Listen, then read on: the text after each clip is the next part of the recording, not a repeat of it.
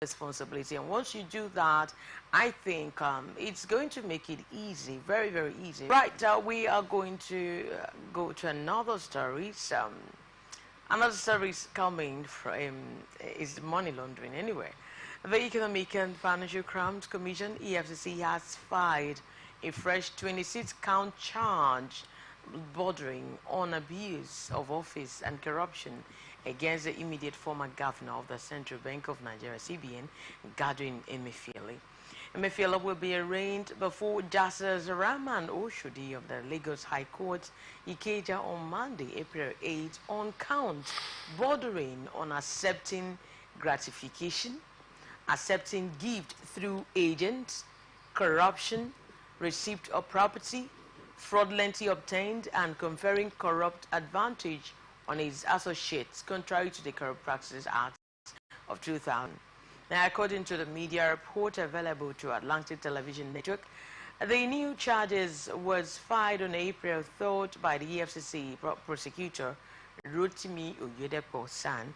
Count one of the charge reads that you, Godwin Emefiele, between 2022 and 2023 in Lagos, directed to be done in abuse of the authority of your office as a governor, Central Bank of Nigeria, an arbitrary act to wit, allocating foreign exchange and the aggregate sum of $2,136,391,737.33 without beats, which acts is prejudicial to the rights of Nigerians. This is Emefiele.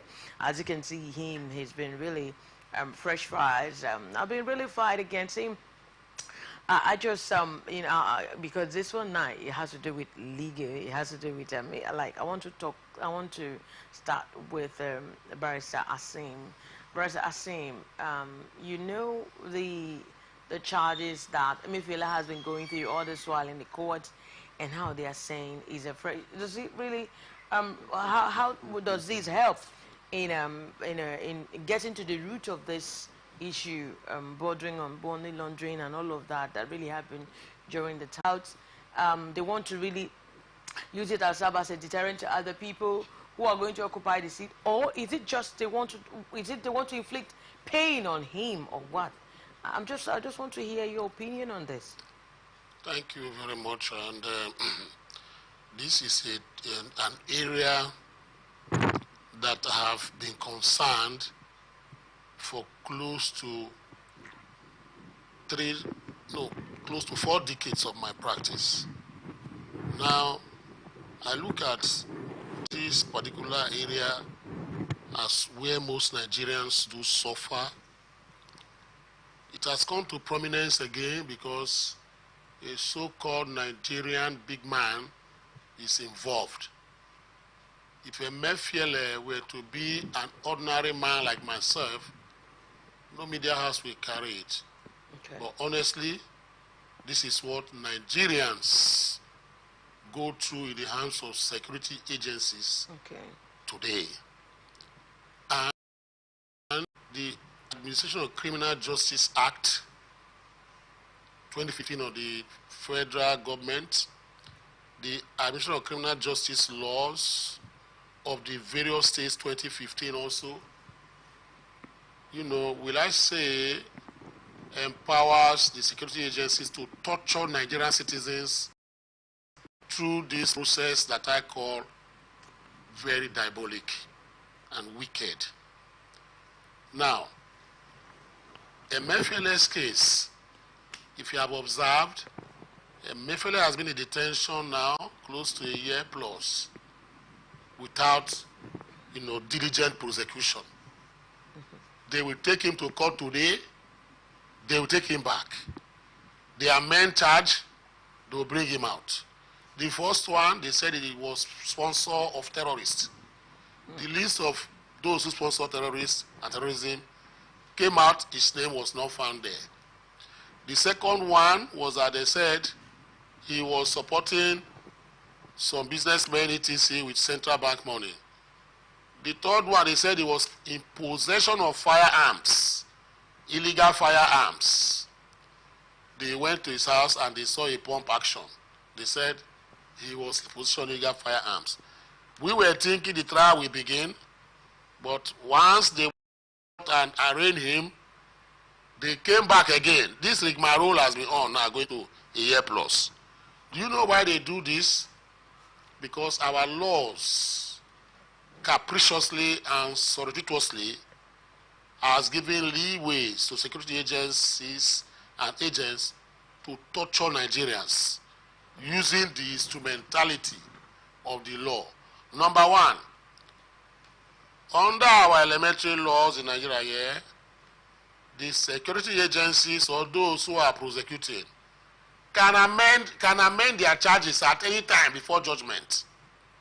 So which means if a man is charged to court and they find that as the matter is going on, the man has escape route he will use to defend himself, they go and say they bring fresh charges because the law allows them to amend their charges at any time before judgment.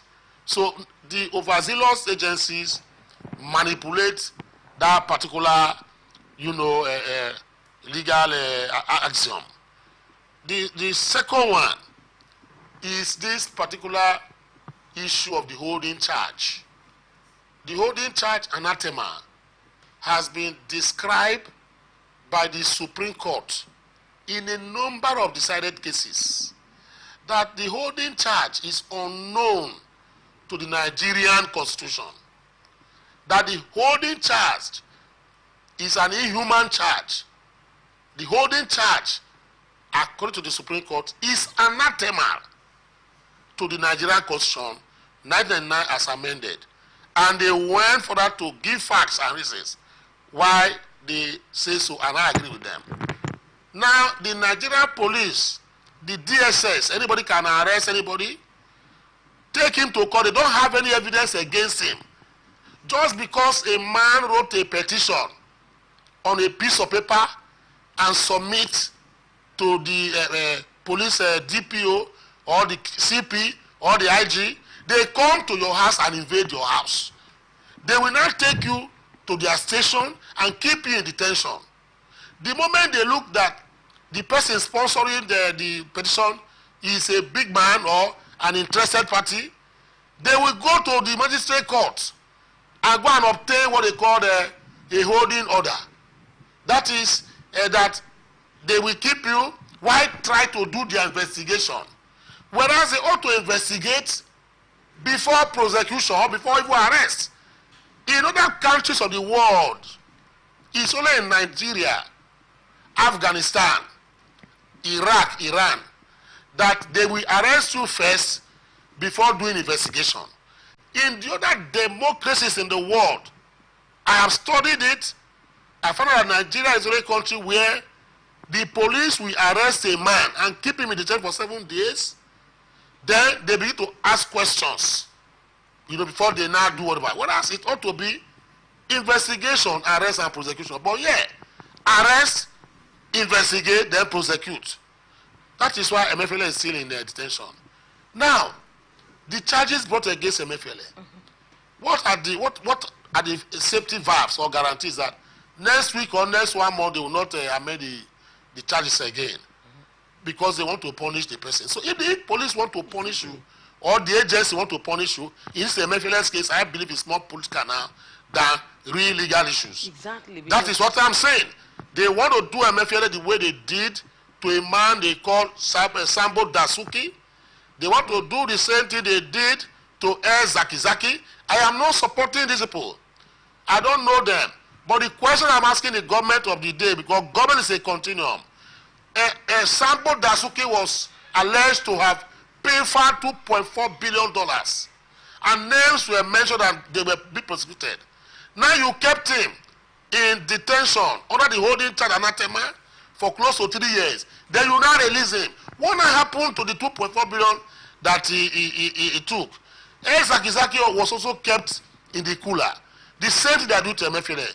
With due respect to whoever that is prosecuting, with due respect to the authorities, that is my opinion on this. Okay. I have not gone to the legalists of this, because of the fact that the matter is already in court. I didn't want to go into the laws. I have a lot of laws I would have cited, authorities I would have cited, both statutory, precedents that I would have cited here, and judicial precedents I would have cited. But because of the fact that they've asked us that when we are on public, television and radio, that we should refrain from it because once the matter is in court. But what I'm doing is just a commentary, an overview of what has happened. Anathema, the holding charge, is an anathema to the Constitution, anathema to human rights, espousality, as the case may be. We totally condemn it. And we have asked that those sections, especially section 293 of the Administration of Criminal Justice Act 2015, that they are used to hold MFLA and others unjustly in prison just like that, should be expunged by the National Assembly. It is because it runs in grain. The Supreme Court has said it runs in grain to section 35 sub 5, liberty of the human being or the Nigerian citizen, 36 sub 5, that talks about that every Nigerian, every man that is arrested for an offense, no matter how grievous it is presumed to be innocent until otherwise proven. What is happening to Bobrisky today, even with the EFCC, parading down whether it's a man or a woman, I am not after that. But I am about the infraction of the right of that particular citizen, as the case may be. You keep him or her there, then you fret for what to use to prosecute her or him. It's wrong in Nigeria here. And I think because of time, I'll stop here. But opportunity will come again. Exactly. Because in seminars I have raised this, I have done seminars on this to even address the Nigerian police at the highest level, at the headquarters in Abuja. But they have kept a deaf ear to it. The EFCC have written them copiously, studiously on this, but they have kept deaf ears to this. It's wrong. This is not democracy. This is voodoo type democracy we practice in Nigeria. Yeah. And the release of Befele, or you put him, you just let him go if you don't have anything against this man. He's so opprobrious, and I'm so charged up right now emotionally, as the case may be. Exactly, because when we were looking into this story, it was like, why will they? Is this pure democracy? What are they actually looking for? Like you just said, could it be that other people and some people behind are just sponsoring this particular move to make sure that they really punish him unjustly? Or he was already there in the charges. We had several charges on him. Now, why bring in more 26 count charge? Like, is it going to be life imprisonment? Is it going to be what and what? And so, but now he's barrister. He's a legal practitioner, well known. He's been a voice, and I can see how emotional he is right now. Because he understands what it means to practice democracy, and he's encouraged. He's actually saying, no, we don't practice democracy here. This is actually not democracy. This is wickedness. This is really inflicting pain on this individual instead of doing the right thing. He's a lawyer. He's into the practice. You're not a lawyer. I'm not a lawyer. But I know we are following the stories, and we've really learnt a lot from him. What he said. But now, what's your little submission to this that is actually going? Let's look at it in its integrity. Let me tell you, it's laughable. It's unacceptable. It's also it's also bad that we are doing this. Like we know we have so many laws, but are we actually obeying the laws or implementing the laws? The answer to my informed mind is no. Now look at it very well. I am not also in support of the monetary policy of Emefiele, no doubt, because it made me suffer. It made me suffer last year, where I was buying my money. But that being said, what I'm seeing now is that the government has nothing to do, only to go what we call witch hunting. Because if you have a case against Emefiele, why not use legal means? And the FCC is not doing what Nigerians are expecting to do. I will say it here. It's like FCC only goes out when people in government say go out. They don't go out based on what Nigeria will say credible information against a certain corrupt individuals, whether politicians or businessmen. We don't see that happen. Sorry, all what we are saying now is like it's being dramatic. But in the end, what you hear is plain bargaining. The man will go. So what about all this hullabaloo They were saying, oh, Emefiele. I am not a fan of Emefiele, but we are embracing Nigerian state before the international community. The way we do things here. Ordinarily, why not go to court and let that be a speedy judicial proceeding or process to see how they can bring this matter to an end. As per the story today, there is no judgment against Emefiele, but it's about dribbling. They dribble him to the mud, to the water, to the mountain, all squeezing him in the end. But what is not like you just mentioned? We've heard of Dasuku, we've heard about all of that. In the end, these people will be left free and they will go.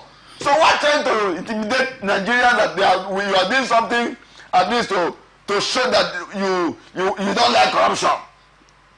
For me as a Nigerian, what I'm saying that is going on now is that the government is not even sincere on the issue of corruption fight. I mean, yes, corruption, war against corruption. But ordinarily, there should have been a sincere legal process to tell the world that this is what Emefiele has done. And therefore, why not go to court? Because yes, is not for me. Let me tell you for free. EFCC is like when somebody pushes the FCC, it runs out after that person. While some people, even in government today, another government today, they have squandered, they have also misappropriated the public fund against the good intention of the federal government or state government. Okay. But EFCC has not done anything because nobody in government has beaten the drum and named the name of that person and say, go after him. So EFCC is like is being manipulated, and that's why people are worried about the kind, the way EFCC is going after corrupt Nigerians in a way. Because if this man, in a way, must have been in the good book of this administration, will this happen to him? To my also informant, I will say no. So let us end this war. Prosecute him in that way. He's a lawyer, he knows what he is. Okay. But we are not doing it. It's like hide and seek prosecution. Okay. Now, I just heard what you just said. You want to add something to that? I wanted to add something. But listening to him, I just find that he's calling to the government to run a transparent legal process. Does it mean it's not really transparent? It's not transparent. It's not transparent. It's not transparent. Apart from not being transparent. From not being transparent, okay. Just a little to that. Yes. Apart from not being transparent, the government is relying on some laws that are ad hominem. The government is relying on some nebulous, I will use the word with due respect to the drafters. The Administration of Criminal Justice Act of the federal government 2015, the Administration of Criminal Justice Law of the state government, for instance, if that particular or this section and subsections were not in existence, I believe by now the courts would have asked that, Emefiele should be released. The courts have asked Emefiele to be released on bail, but they refused doing that and kept him in captivity while they ferret for evidences. You know why? Because of the fact that the security agencies, rely as an escape route on a particular section, which I'll quote for you now. You go and view it. Section 293. Okay. You have section 293, 1, 2, 3 to 14 subsections. That particular section is giving the security agencies, in this case especially, the EFCC in this case, EFCC have used it against Bobrisky recently. They've used it against people. They have used it against even Nigerians, ordinary Nigerians. Once they arrest, I call it capture. Once they capture you, you go into captivity in their dungeon. It's what we say. They keep you there. The moment they keep you there, they look at you. When your lawyer comes to say, please, we want this man to go on bail, you have to invoke section, 36 or 5. 35 sub 5, 34, etc. as case may be. The SC will shake his head and say, okay, it's like the man has money to go and hire a lawyer. He now goes, before you know what's going on, They wrote to the nearest magistrate court, and they get that ex parte order, because the magistrate can even sign today on a Saturday. Okay. He can even sign that order for them on a Sunday. They'll get it, they take it. As you come the next day, they say come tomorrow. When you come the next day, they'll give you an order and say, we have court order to detain him. What the police now do in let me say River State criminal practice now is this: once a matter or a petition has been written against you and they want to punish you, they will come to your house and arrest you. As they are charging you to court, they will add a detention order, a remand order to those charges. I get my point now. So why once the remand order is attached to those charges, the magistrate who is doing that will look and say, well, there's a remand order here. You understand? The offense of which you have been brought here, the magistrate does not want to know is a case of rape, is a case of embezzlement, is beyond this jurisdiction of mine. So be detained or remanded in prison custody while your case is duplicated, your case file duplicated to DPP. Embarrassing. They will not keep you there. Okay. So that is what's happening to Emefiele now. Okay. Now when court granted Emefiele bail, one particular federal high court granted him bail, they found that the lawyers will not say he has been granted bail, let him go home. If they found fresh charges, invite him to come. They now ran to the magistrate court. And the law says that in the first instance, 14 days, the magistrate will grant to the people prosecuting. So you stay in detention for 15 days in first instance, another 14 days in first instance, renewable every 14 days. And which means under this particular clause, I'm telling you, your section, the police, the EFCC can detain you for 54 days. After the 2 weeks renewal, they will detain you for 50. Is there in the law? They will detain you for that particular period, and you'll be there before the night. So these are things. So because of time, we don't want to. You understand? Really give more time. It's sad. It's really a sad situation. It's a sad situation. Because Nigeria belongs to all of us, and we demand to run a very clear democracy. Yes, this is not letting us. Exactly, because he elected Bobrisky. Yes. I think they held him yesterday, and they keep refiling. Okay, well, let's look at another story. President Tinubu appoints Chief Executive Officer of the Nigerian Consumer Credit Corporation, Credit Corp. Now, let's look at who he appoints. In keeping with his dedicated efforts to ensure financial inclusion and economic prosperity for the majority of Nigerians, President Bola Tinubu has approved the appointment of Engineer Uzoma Nwagba as the Managing Director, Chief Executive Officer of the Nigerian Consumer Credit Corporation, Credit Corp. Engineer Nwagba, 36, holds a Master's of Business Administration from the Harvard Business School and a first-class Bachelor's of Engineering from Howard University, Washington, D.C.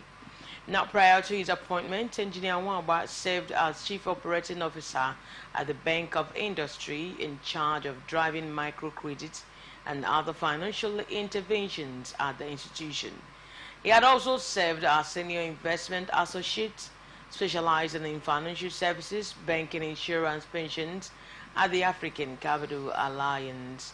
Engineer Nwagba, as you can see him there, was a software engineer at Microsoft, where he led multiple teams charged with building enterprise and mobile software for emerging markets in Brazil and Russia, India, China, South Africa, and Nigeria. Before his transition to finance, more information about this landmark initiative of President Bola Tinubu's administration can be found on creditcorp.ng. The President expects the new Chief Executive Officer of this a critical agency to bring to bear his wealth of experience and finance and technology, as well as his record in driving financial interventions across Nigeria in this new role in order to expand access to credit to all classes of Nigerian citizens while promoting financial inclusion and enhancing the quality of life of the Nigerian people as he assesses the tangibles of prosperity. Now we can see this young man, Nwagba, he's a CEO of Credit Corp. Well, you've seen his biography, his educational background, and he's 36. But now, do you think that he has this wealth of experience because he's in school in Nigeria, in Harvard, and that he's really going to fit into that position and he's going to give Nigerians what we want? Because I don't know. I'm just asking. Let me just come to you first of all. Well, you, Mr. Frank. I want to say congratulations to him. To him, right? Yeah, congratulations. And he's a very young and man. a very young man, 36. And mind you, his background is not in Nigeria in terms of study. I just pray that this appointment that Mr. President has done should not also be influenced by those in power to undermine the vision of that young man coming to lead Nigeria maybe to what I would call greater height. Because if there's an interference where the young man wants to put a kind of transparency, but we're talking about financial transaction. And one of the things that's killing this country is misappropriation, where sometimes we spend our money, public money, fraudulently. And this young man who is in charge wants to do the right thing. Would Mr. President give him a free hand? But as it is now, this man is not a politician. And he is coming to work for the betterment of Nigerian economy. But this is also to help the economy to grow. So now that he has been appointed, with the kind of politics we play, even in our financial sector, with the federal government, with the politicians, the ministers, and all the co-politicians who have seen politics as a means to become rich overnight, would they allow this young man to use his experience from Harvard to do what he knows how to do? You know, you have also ruled out where he has been able to work some countries of the world. In Brazil, these are not Africa, countries: South Africa, Russia, India, Russia. So can the people in power who have appointed him? Okay, like all you're saying is that if they can really give him the That is it, because we have seen some experts to bring into his wealth of experience into. That is it, because if given free hand, okay, as a young man, you know, I've been able to read this of the world. Okay. Most of the breakthroughs we have in science and technology and all the rest, go and check, is in their early stages in life. Okay. Like this young man now, if the president will be sincere, will give him the due office, the due support, I feel he will also do something. But this is a whereby in Nigeria, it makes you say politics. You now undermine his good intention. Because I feel that the purpose of appointing this man to head this financial institution is to make sure that things are done in the right way. Okay, now, Barrister Asim Adams, do you think the purpose will be achieved, appointing this young man, this 36-year-old man, having this wealth of experience? Do you think it will really be achieved why he was appointed? First of all, I congratulate the young man. It means that they're not too young to run, momentum. Exactly. Is up and about. Okay. At 36, very few youths, or very few young men have had this kind of opportunity to be in a place of government and governance. Two is that what also intrigues me is that he read engineering first of all. How he now, moved on to finance, administration, etc. That's another area which is an area of intrigue for me. So it's an encouragement to the young people that work hard, be smart about it, and they will recognize you. The third one is that the government of Tinubu should be given, they should applaud him for searching out this young man. Nobody knew his pedigree before. Many people never saw him in politics, youth leader of APC or PDP. He groomed himself or wherever and got to that height. It's not easy for you to go and get an experienced person like this and of his age to come and head the credit corps. The credit corps is an innovative agency that this government has initiated. Many of us don't know what the credit corps is all about. So the young man should be able to explain and let Nigerians know exactly what the credit corps is all about and its functions and what they are to do. In simple summary, what the credit corps means is that it's a regulator. It's going to be like a corporation that issue. You know, when we have all these small loans, etc., as case maybe, to kickstart the economy and the rest of it. You know, it was borrowed from the United States of America, and we can approach them. So they must put modalities in place. The burden is not on the government to control the young man. They have appointed him, which is kudos to them. The burden is on the young man not to disappoint the youth. At 36, better I do today. When she was made a minister as a youth, we were all, we're so excited and very enthusiastic. But you saw what happened to her, whether wrongly or rightly, we don't know.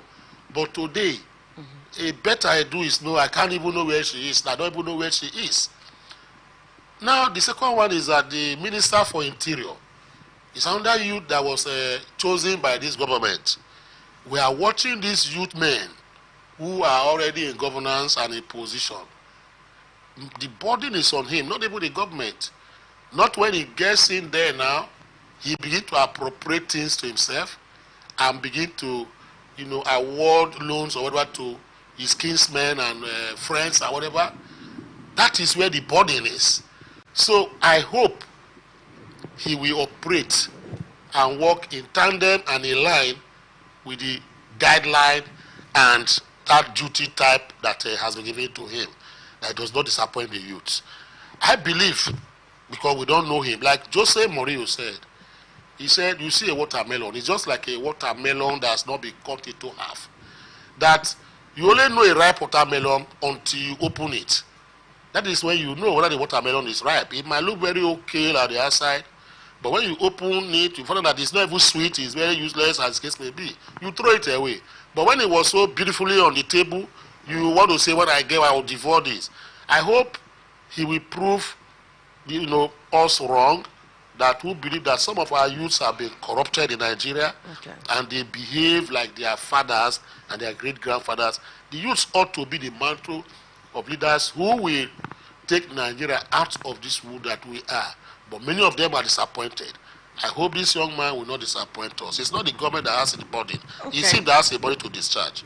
All right. I think we've really rolled out congratulatory messages to you. Mwamba, you are the CEO now of Credit Corp, appointed by the presidency. So they said, to whom much is given, much is expected of that person. So wherever you practice, you said you practice in Russia, in South Africa, in India, and all of that. Well, kudos to you. But we are looking at you replicating same experience into the Nigerian system so that no one corrupts you, okay? All right, this is the much we can go for right now. We want to embark on a very short break. When we come back, we're going to look at other stories. Just stay tuned.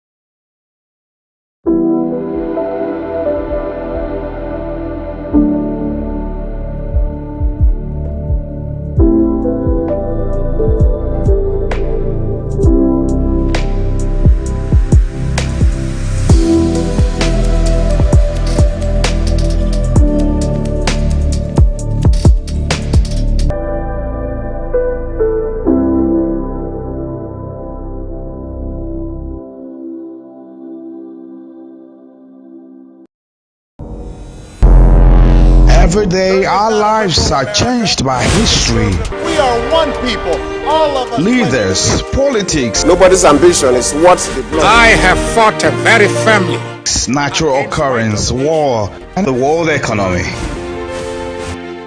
I belong to everybody and I belong to nobody. ATN covers it all on ATN Politics today.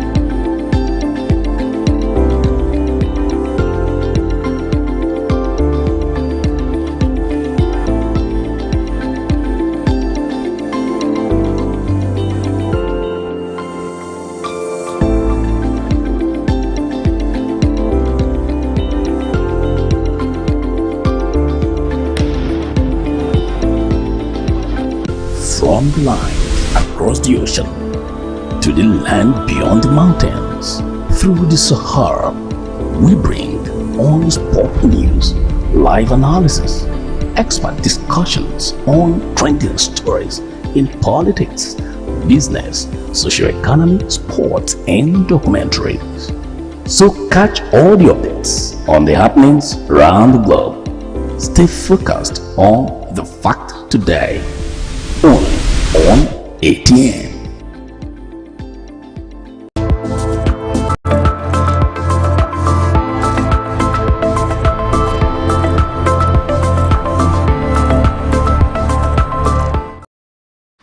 We're glad to have you back on Atlantic Television Network, and the program is Atn Saturday. With me is here by Sasim Adams and Frank Enawa Jogonono. Okay, let's look at the stories. President Bola Tinubu on Wednesday, April 3rd, 2024, signed into law the Students' Loans Access to Higher Education Repeal and Reenactment Bill 2024. The act is of historic proportions as it seeks to guarantee sustainable higher education and functional skill development for all Nigerian students and youths.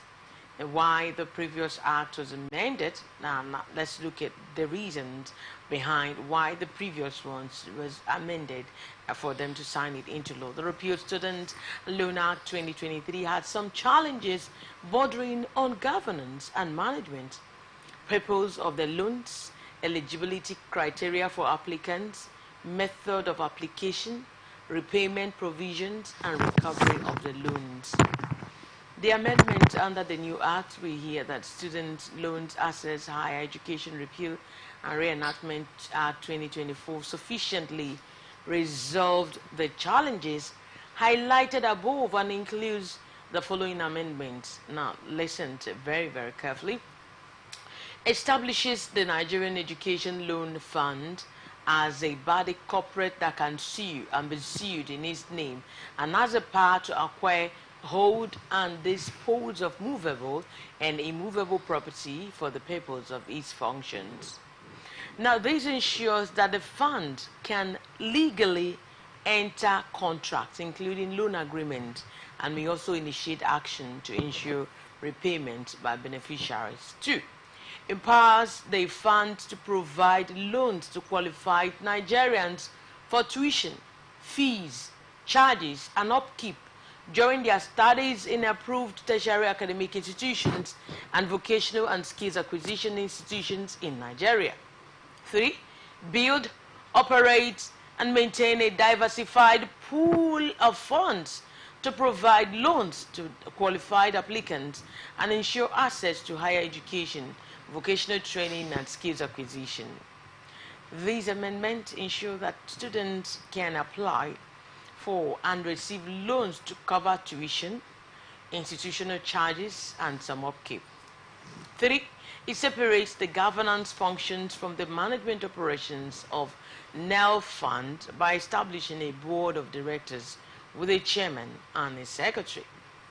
The board's members are drawn from relevant ministries, regulatory bodies, and participating agencies, including the Federal Ministries of Finance and Education, the FIRs, the NIM, the NUC, the MBTE, and the NCCE, as well as representatives of universities, polytechnics, colleges of education, students of tertiary institutions, and the organized private sector. It also establishes a management team led by a managing director, including executive directors responsible for the day-to-day management and operations of the fund. Now, the President of the Federal Republic of Nigeria appoints the board and management to look into this. Properly defines the resource structure of the fund by, among other things, establishing the General Reserve Fund into which shall be paid 1% of all taxes, levies, and duties collected by the Federal Inland Revenue Service and accruing to the benefit of the federal government.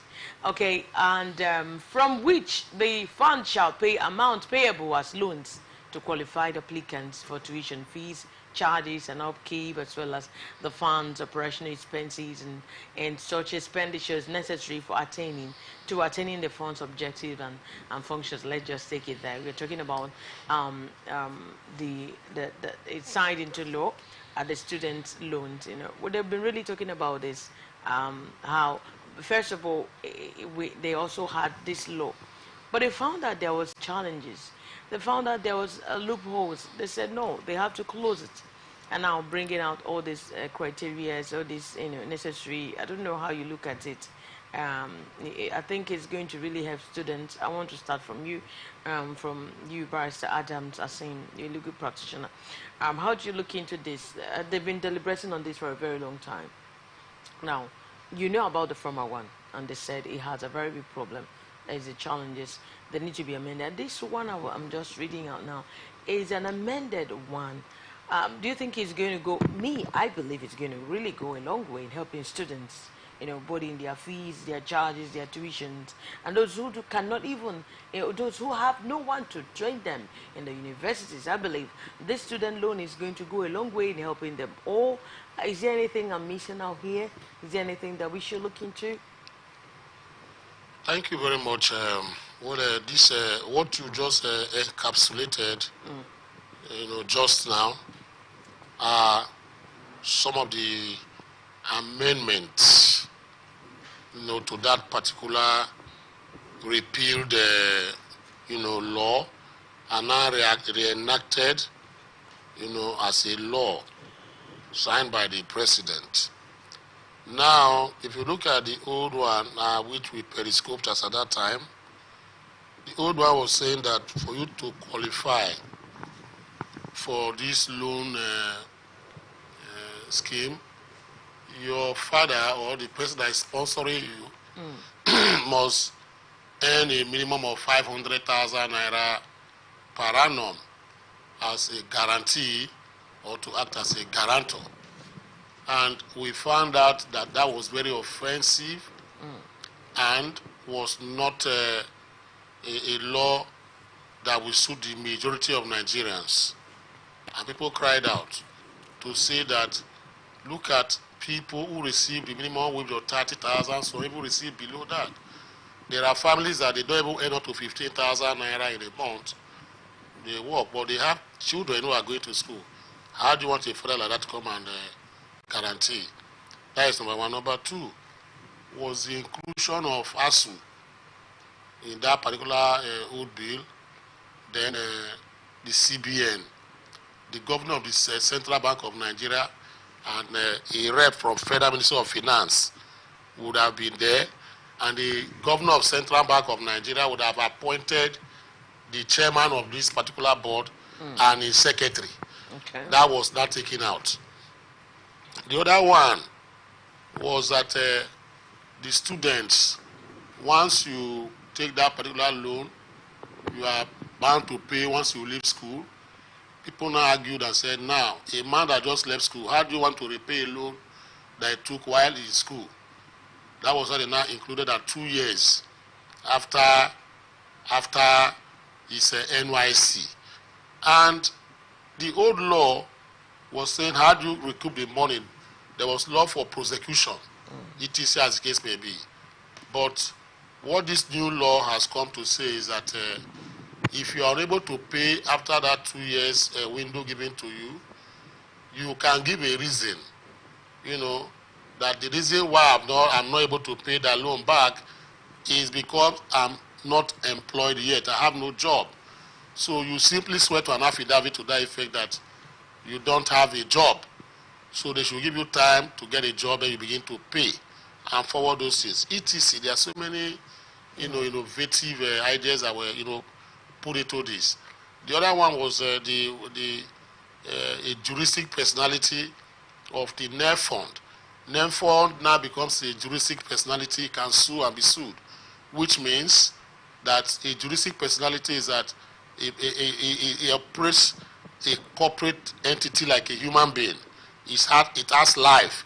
They can sue it and it can sue to recover one or two things.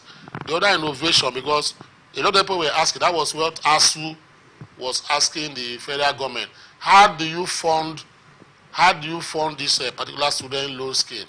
Where are you going to get money to fund it? They now came back and rejigged it and now said that 1% of all taxes that accrue to the federal government should be deducted pro rata and sent to the account of NEF fund.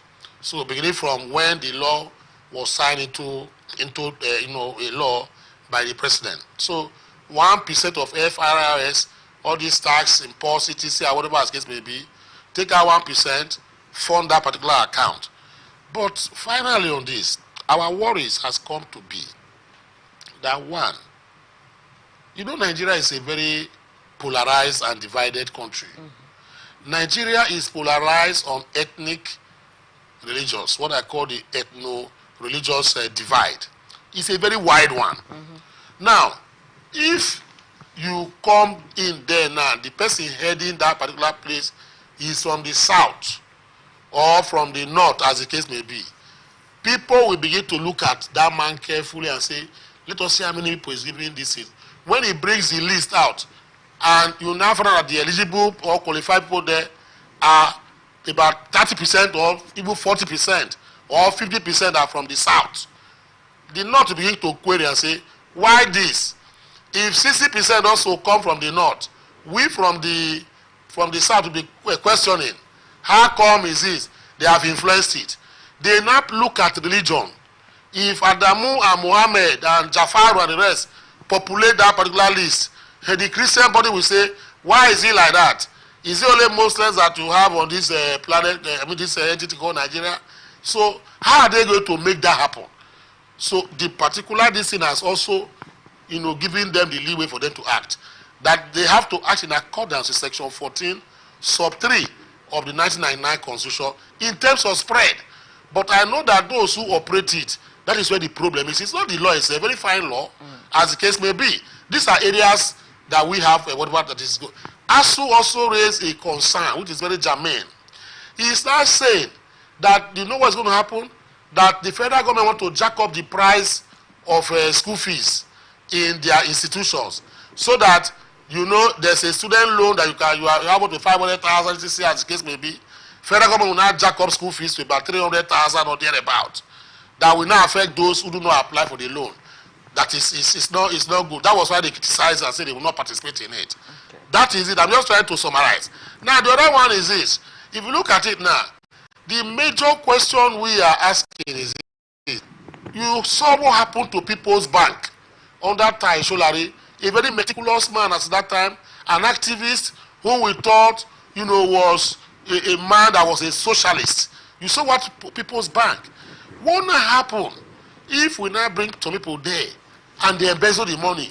We have seen that where snakes swallow the, millions and whatever in JAMB offices. Exactly. What are we going to do about people when you appoint them here and they go and embezzle? Are you sure they're not going to embezzle? Because Nigerians see opportunities like this. That once government fund an account, 1% of taxes of federal government is not small money. It's a humongous bunch. You understand? When they see that money, that won't happen. Will they not embezzle it? Then finally, on this particular issue is this: the Nigerian Constitution. A lot of people, even as it is, they'll say that we have to go and rewrite another Constitution. Okay. I am not against it, but there are areas in the Constitution here. Not all parts of the Constitution are bad. There are areas in the Constitution here that are very open, but they don't implement it because of the implementers. If there's a word like that, those who implement those things, those who execute it. Because you put a character there, he will mess up a good project. So how do you now get people of integrity to run this kind of to have a balance? These are the issues we're asking government. They did not tell us in this particular act how they're going to choose our particular people that will run this place. Are you going to bring people from the moon or from the sky to come and, those who are very off of heaven to come and, administer these things? These are questions we're asking. So it's a very laudable project, this year, as case may be. Okay. But at the end of the day, a student who is not able to pay, he has got an employment, but they are paying him pittance. Are you going to prosecute him? Will you send him to jail because he took a loan to train himself? We are saying the Nigerian government should not even take this full loan from the people. Instead, they should have put it that of the loan they are giving to you, you have to pay 10% back, to government, not the whole 100%. Because by virtue of Section 18 of the Nigerian Constitution, education to the university ought to be free. I'm not the one that said it. This is what the Constitution says. That education should be free to university level. So why are you taking loan from you now will not pay back? So federal government, you have tried, no problem.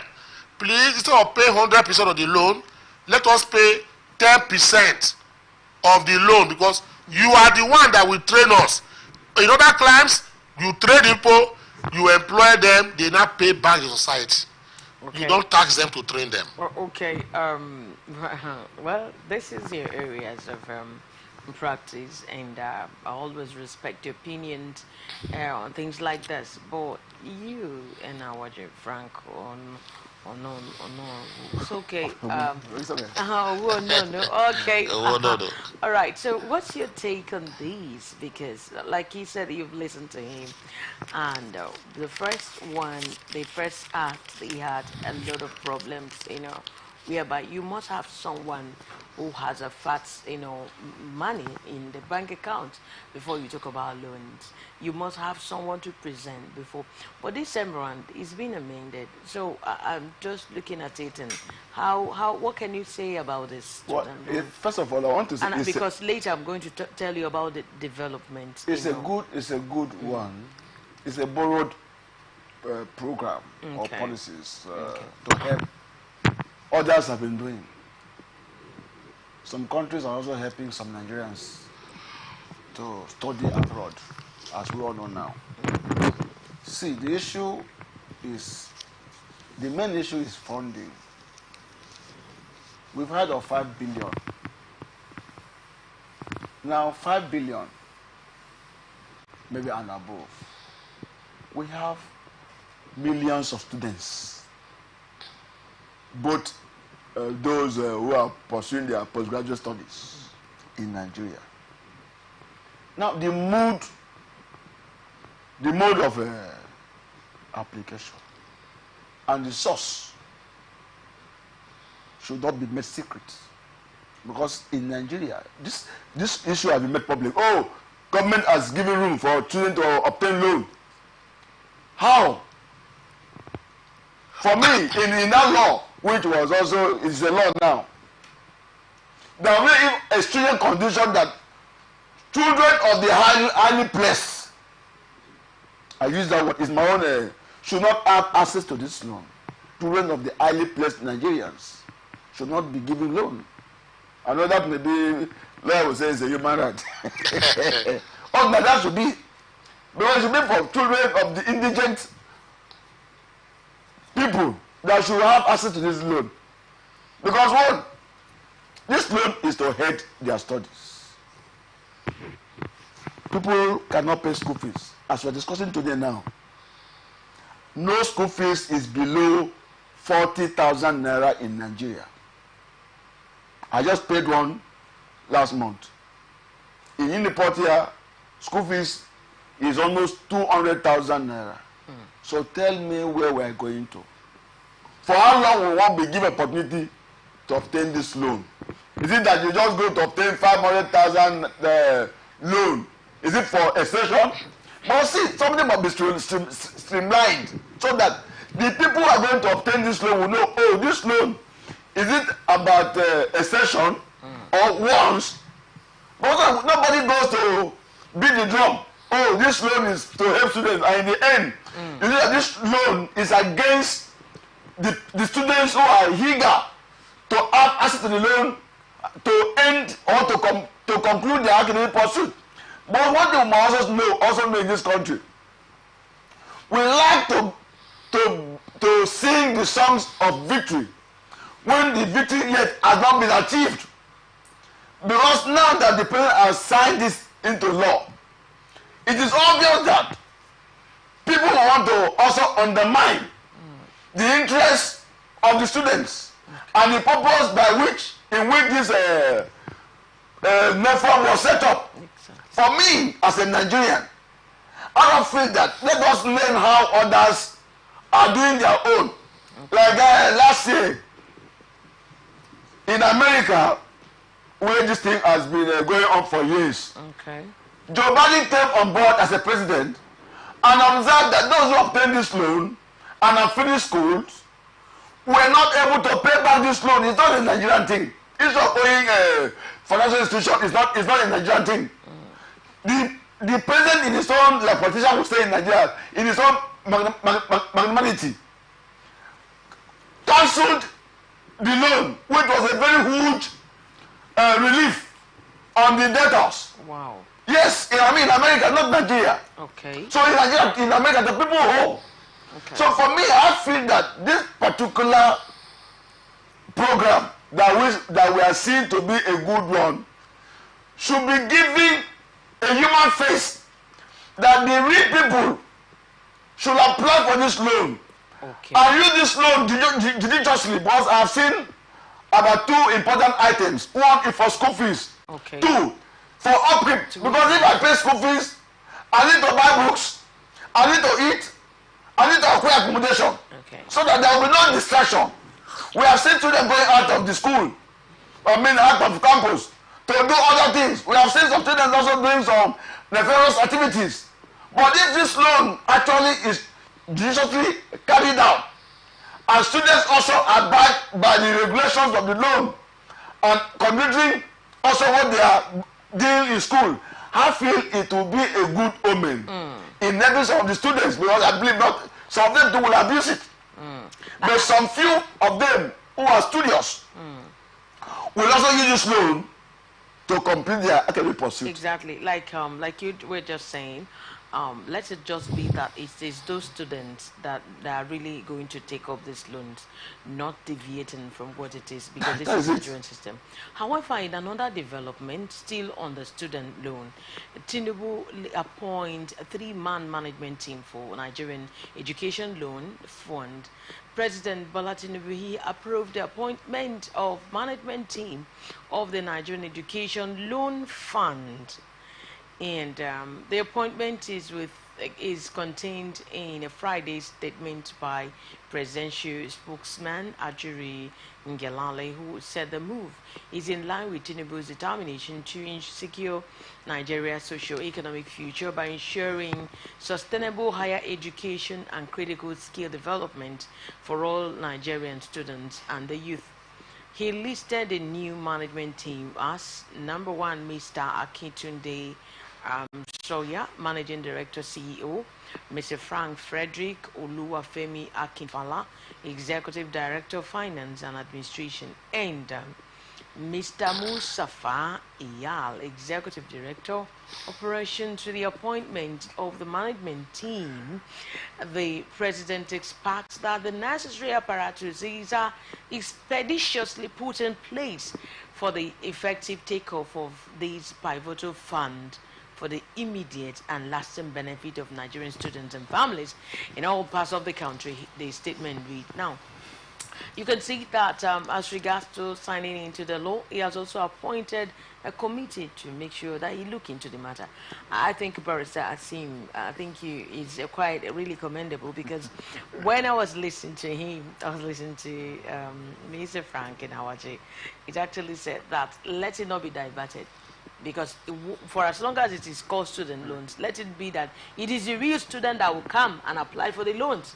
Let it not be that now other people, maybe politicians, they will now take it, or then people who are not meant for, and just like you were citing, American. Now, you've seen that the president, Barrister, the president has appointed this committee to look into this matter, meaning it's a very serious issue, right? So, is it not a welcome development? What can you say about that? No, I just want to hear from you. Let me be very fair and frank. Okay, please do. It will be very useful to a lot of you people. Okay. To pick up the repealed and reenacted, student loans, as people call it. It will be very, very pertinent and very useful that you have it handy and you read everything inside of it. Then we can now analyze it based on that. Now, like Frank said, all these things have been taken care of. In that particular committee, the NEF Fund, you have the NUC, National University Commission. You have the SUGs, the NANs, who represent, reps. They have a NANs reps there. Then you have a Nigeria Identity Management Committee, whatever they call this, that give a national ID card and the rest of them. Then, amongst various other bodies that are there, the reasons why these people are there are to checkmate, some of these excesses. We are not saying it's going to be foolproof, but Nigerian leaders know their people. So they know that Senko can come in and pose as students, etc., and request for the loan. So they are putting all these things in place to checkmate any influx, of people who are not deserving of that particular loan, as the case may be. The other one is that you find out that what is there is that the vice chancellors of all the university's representatives are also in the board. If you profess to be a student of University of Port Harcourt, and you present a document that is there, the VC must have to, cross-check it and make sure that you are their student.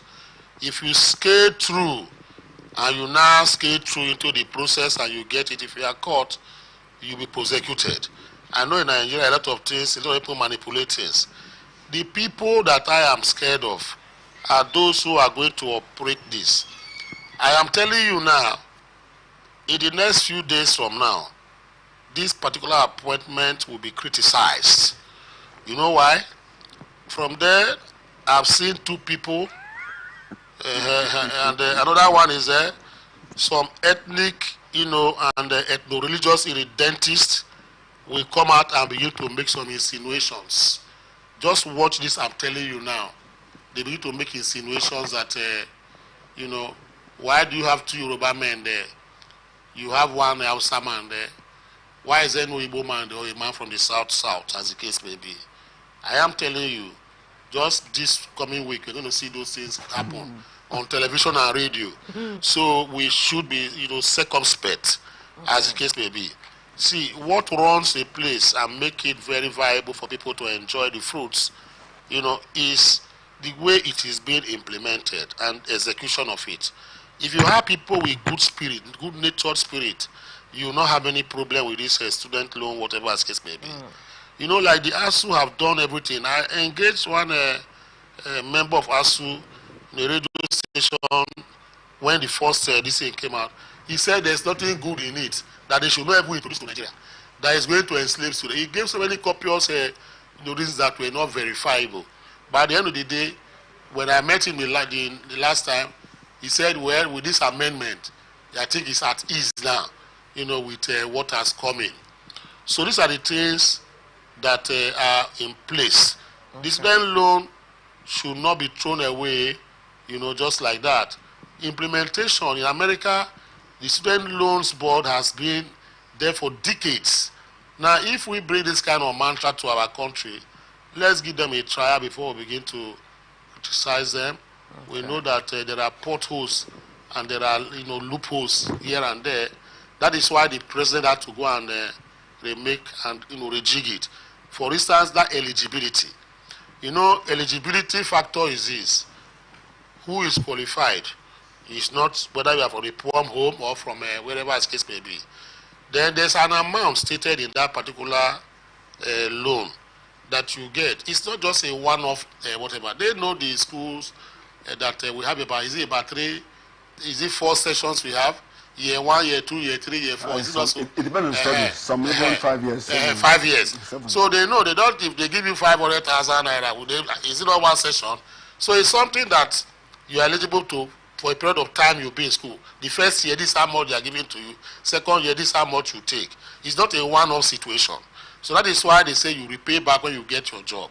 So they took into cognizance the various sections of the school that you pay your school fees and whatever. What is there is that it's for tuition, the school fees, and your upkeep. You understand the point? And so they know that you have four sessions or 4 years for a minimum program to be achieved in Nigeria University. So it's not something they give to you this year, then that is the end of it. It's something that you take on a yearly basis to pay your tuition, etc. Once you qualify for it, till you exit.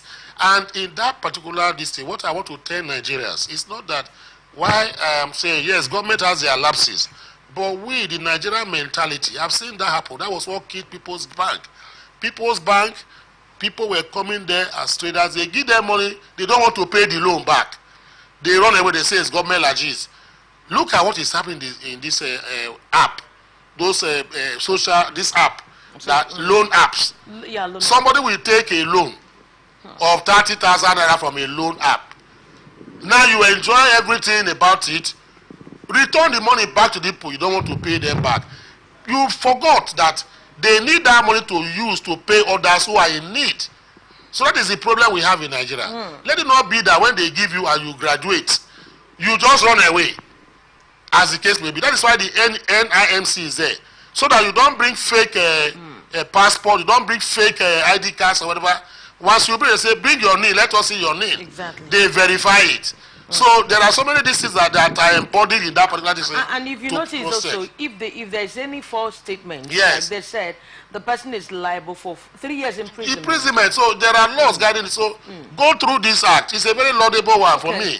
But the practice is where I have problem. That is mainly because I know that this appointment now, I am telling you that by Monday, you are going to be seeing criticism of those people who are there. Anyway, because on ethnic profiling, Nigeria, yes, we don't have to they really profiling. Excuse me, sorry. Okay. I must criticize the appointment. Okay. It's a must. Okay. You see? This is a virgin program. Okay. President is the one in a way to supervise this program in his time. Okay. Why appoint your people in the first place? I want to start it here. Okay. See, bro, we are talking about the Nigerian factor. He plays out in everything. Mind you, Mr. President can call anybody to order. Let me be frank to issues. Okay. Even the loan, the issue of the loan, the people will also honor president in this loan we are discussing today. Okay. So why do you, in a way, bring two persons out of 3 from your own area? There are some educationally the advanced states in Nigeria that we know in this country. Why in a way for this period of time? Okay. I point you from those states or from those so-called geographical regions to head it so you can supervise, because whether we like it or not, the president was supervising this particular loan thing because it is in his time. If it's not going down well with him, he has to come to order. Sorry, see, I must reserve this appointment for me. Okay. To my informed mind, is questionable by the way we do things in this country. President should not be the one to decide everything. This is something that you have done at least to encourage people to say that, oh, this man, you mean well for Nigerians. You want Nigerian students to at least have access to funds. Not to also tell me that you want to make ethnic coloration to also come on this matter. Anyway, if you... So apart from that, let me ask. You have any problem with that? Because of our... You have a problem with that? Suspicion. Let me just ask something. Okay. What? Allow me to say this, please. Okay. Allow me. I'm Nigerian. We abuse too emotional about it. I'm not arguing. We don't just have to. I want to tell you. Okay. I want to tell you Now, something. okay, Let me just say just something. briefly, because When we come on air, exactly. I don't need to convince you exactly. to believe my opinion or to follow my opinion. It's not you. I'm coming. That is what I'm just trying to say. Secondly, is this. Because you are having a problem with him. Not him. No, wait.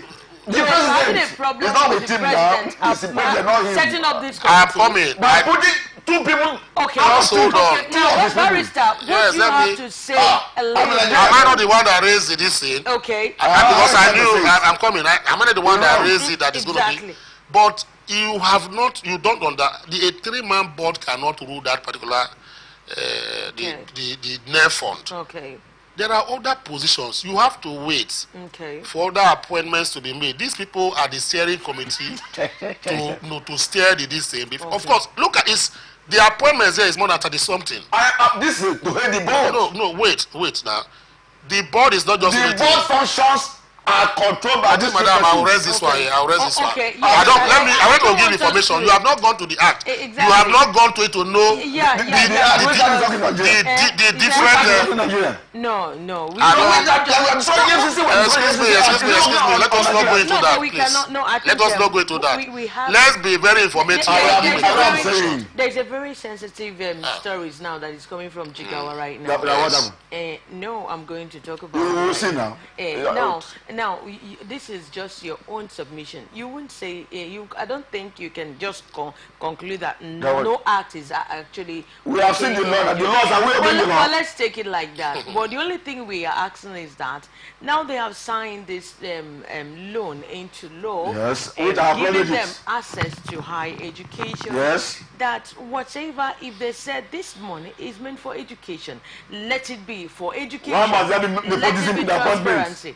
But we are not. You know the fact that And nepotism is part of corruption in Nigeria. As a matter of fact, I'm also expecting. Why not appoint Adam? No, I don't want. Excuse me, sir. I'm also expecting you to commend the government for, I have said setting that. up this improvisation, I have setting said up that. the liberating order. But now let's look at what happened in Jigawa State. The governor, Jigawa State Governor Malam Umar Namadi, has suspended the state commissioner for commerce, Alhaji Aminu Kanta, over alleged misappropriation of funds allocated for Ramadan feeding program in Babura local government area of the state. As you can see, the governor there, this was contained in a press statement signed by the secretary to the state government, Malam Bala Ibrahim, and made available to journalists in Dusai, the state capital, on Friday. The statement said the suspension was with immediate effect until the determination of the investigative committee set up by the state governor to probe the allegation. According to the statement, the action taken by the state governor was part of his efforts to ensure financial accountability and prudent management of public funds. It could be recalled that the State Executive Council (SEC) had approved the release of 2.8 billion naira for Ramadan iftar feeding across the 27 local government areas of the state. Under the program, 600 centers were created with minimum of 2 feeding points in every political ward, and some designated centers at every high institutions in the state, while minimum of 300 people are fed daily at every center, which is last throughout the Ramadan period. Now, as you can see, what is actually playing out here. And so, this is actually Ramadan money set out. After Ramadan, they will not eat. Money is set out for Ramadan. 2.something billion. And then yes, of course, you can see, like you're talking about, this is Nigeria.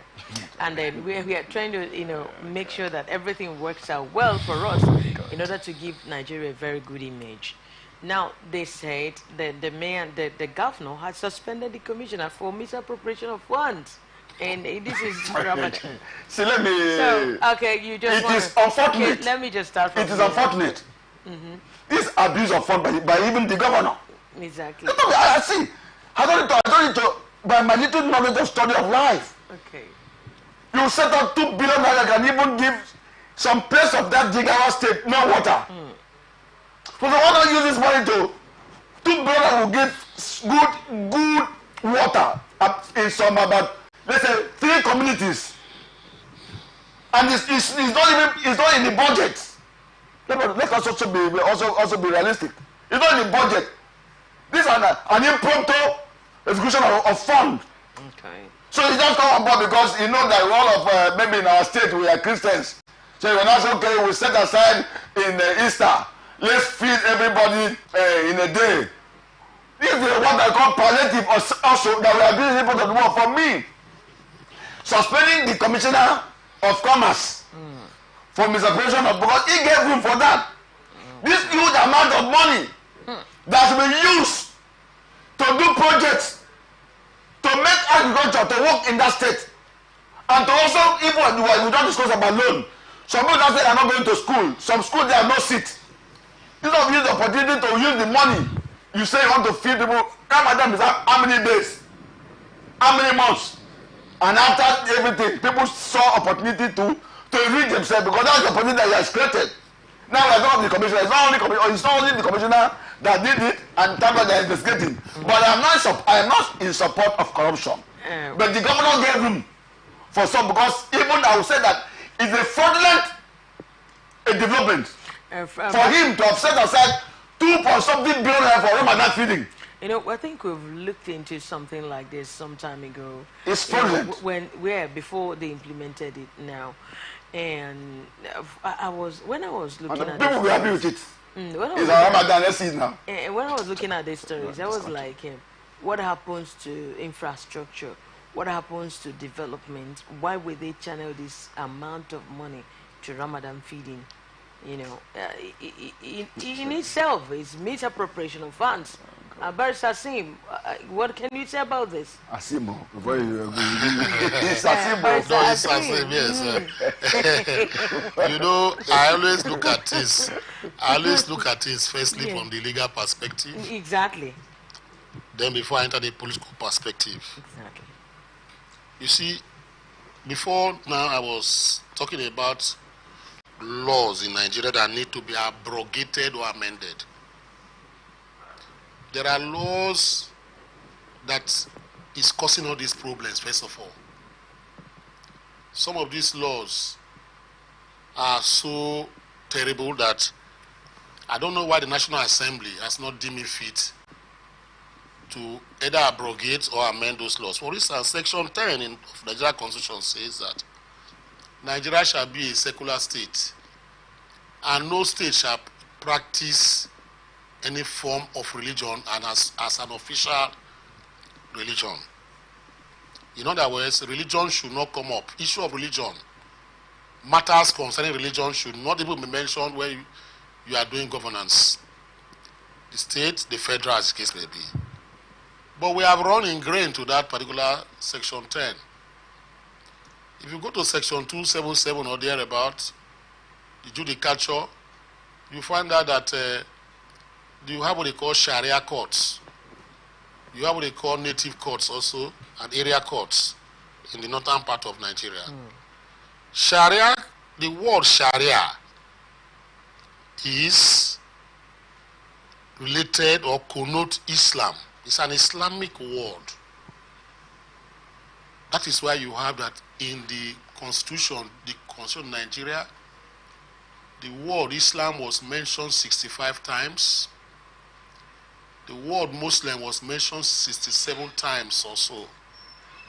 But the word Christianity and the word Bible was not mentioned in our Constitution.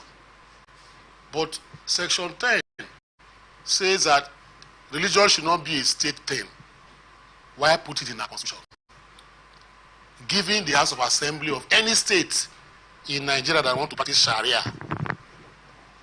to make laws that will guide issues of Sharia and practice it. And they have it now. And that is why you see in Kano State today, the Hizbah can stop a trailer load of alcoholic beverage, beat the driver to stupor, and destroy the trailer, the goods in the trailer, because the House of Assembly has made a law that this is what is going to happen. Deborah Samuel, also as they call her, was beheaded in Sokoto because they practice Sharia, because blasphemy. Yeah. If you blaspheme here in the southern part of Nigeria, nobody will come after you. Police will not arrest you. But when I blaspheme against the prophet or a religious person they worship, I'm likely to be, eliminated. You understand? Even there, I can easily convert to any religion of my choice here, but apostasy in that place is treated with death sentence. So why allow these people to practice Islamic tenets? That is why a governor or even the federal government can set up Pilgrims Welfare Board and make it an official thing. Whereas Section 10 says you should not even touch religion, but you sponsor pilgrims. To balance the equation, they now set up Muslim Pilgrim Welfare Board, Christian Pilgrim Welfare Board. Nigerians that were not eager to go to Jerusalem before, because they see that government was sponsoring people to go to Mecca, they now go in droves. They go to Jerusalem under the sponsorship of government funds. That is why government can earmark the sum of 2 billion naira for feeding during the Ramadan that is just 30 days or 29 days, ending this week or next week, as the case may be. Okay. And can you channel 2.2 billion to that kind of cost? And the House of Assembly of the state, we ought to be a check and balance, has not raised any eyebrow. Which means they are in cahoots, with the executive, because Islam has been a statecraft institution, because the Constitution by various Section 270 gives them the powers to make law that accommodate Sharia law. So going to Mecca is part of the Sharia law. Under the Islamic code, it is even going to be a sin if you have money and you don't go to Mecca, and you will not merit heaven. So they practice Sharia in the northern part of Nigeria. That is why they earmark this kind of thing now for whatever. And my worry now is that the southern people who are not Muslims now do same thing and now say to sponsor pilgrims or here to Jerusalem, they vote XYZ amount of money to do that. All states have pilgrim welfare board now, Christian and Muslim.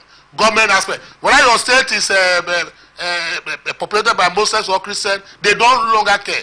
They vote money for this kind of transaction. And it's an aberration, an anomaly, that you can waste such humongous amount of money just to feed people. Why don't you use that 2.4 billion to create employment? If you feed a man for today, will you feed a man forever? You cannot. But if you empower the man with tools for him to work with 2.4 billion naira, he can feed himself. He will not come to you when Ramadan or whether is coming up this. So why waste this money? It's something that, you know, it beats me hollow that I don't know exactly what more to say. So let us amend this constitution. Section 10 should hold firm. Section 277 that talks about Sharia should be expunged, if not amended, because you cannot eat. It's in conflict now. When you say Nigeria shall be a secular state, no state shall practice any religion, but you now go to section whatever to go and say Kano state or any state that want to practice Sharia, whatever, can do that, and the House of Assembly of that particular state can make laws. Have you not legitimized, you know, religious affiliation? Whereas section 10 is talking an opposite thing. So these two sections in the constitution, there's a conflict. So these are the things I'm trying to see for us to understand it. But they now use as a political tool to now make and get gains during elections. Thank you. All right, thank you so very much. Well, I don't know if you just only want something. Just what for me, add. I just feel because you had just 2 minutes to go. It's abuse. It's an abuse of power. Okay. Because originally there was no intention for this. They have also politicized it as a way of doing what is good for the people, and the connotation is religion. Oh yes, we want to encourage our faithful, Muslim faithful, at least to have good meal. This man had to be able to worship well. Nobody will say, oh, because I did not eat well. Like sometimes we go out to preach. Somebody say, oh, God, I don't get shit to wear. Oh, God, I never eat this morning. So that's the brain behind. But for me, it's an abuse of public fund to the detriment of development of the people. And so for me, let those in government that we look up to as so superior, let them use their superior knowledge to do what will help the people, at least to come out of poverty, to come out of hardship. This is a one-time feeding. For how long will it be? It's just for a moment. Please, people in Nigeria, help Nigerian people to come out of poverty and hardship. All right, that's the much we can take for today on ATN Saturday on Atlantic Television Network. I want to thank you so very much for appearing on the show. I want to thank you, Barrister Asim Adams. You've been very wonderful. Thank you very much for inviting me. Thank you so very much for coming. Thank you for inviting me. We're going to do this thing next time again. Yes. And you, Mr. Frank Enawaji Owonono, you've also been a very wonderful personality on this platform. I just want to say a very big thank you so very much for coming. Thank you. And you out there, dear viewer, I want you to stay connected on ATN Socials. You can follow and like our page on Twitter, Atlantic TV Net, on Facebook and on YouTube, Atlantic Television Network, on Instagram, and on TikTok we have Atlantic TV Network 1. You can also watch us live on StarTimes. You have channel 194. We have a website, atlanticnetwork.tv, our app, ATN Live, on YouTube and Facebook, Atlantic Television Network. ATN Saturday, we provide the right narrative in news narration. Peace and unity are the pathways to progress. We want to thank you so very much for watching. I am Angel Wokoma, popularly called Angelic Angel. And stay tuned for the result programs. And I want to thank you once more for coming. Thank you Do very have much. a lovely, lovely weekend. Tomorrow is Sunday, And I hope all of us we are going to attend service. Oh yes, And plenty of rice. Whatever that is happening in Nigeria. Thank you so very much for coming. Thank you, dear viewer. Thank you.